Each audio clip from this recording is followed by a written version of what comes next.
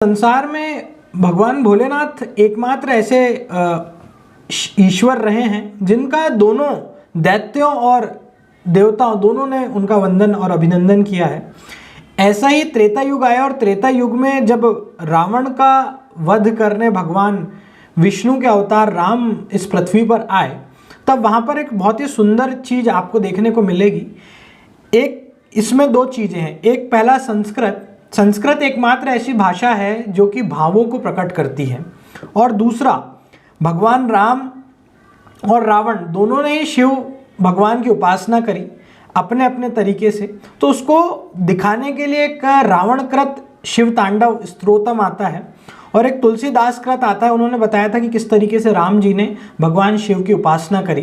तो देखिए, संस्कृत भाषा को समझिएगा और भाव आपको समझ में आएंगे। पहला मैं आपको बताता हूँ कि जो राम जी ने उपासना करी भगवान शिव की, वो किस माध्यम से वो करते थे। नमामि शमीशान निर्वाण रूपम विभुम व्यापकम ब्रह्मवेद स्वरूपम निजम निर्गुणम निर्विकल्पम निरीहम चिदाकाशमाकाशवासं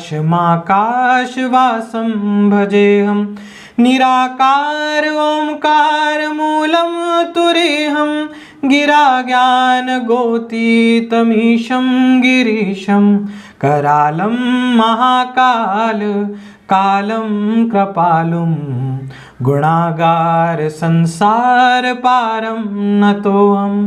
तो ये जो पंक्तियाँ इनके माध्यम से हम समझ सकते हैं कि भगवान का जैसा स्वरूप था, भगवान जिस नेचर में दिखाने के लिए इस संसार में मनुष्यों को आए थे, एक नम्र स्वभाव, एक धैर्यवान पुरुष, और उस तरीके से उन्होंने अपना युद्ध लड़ा।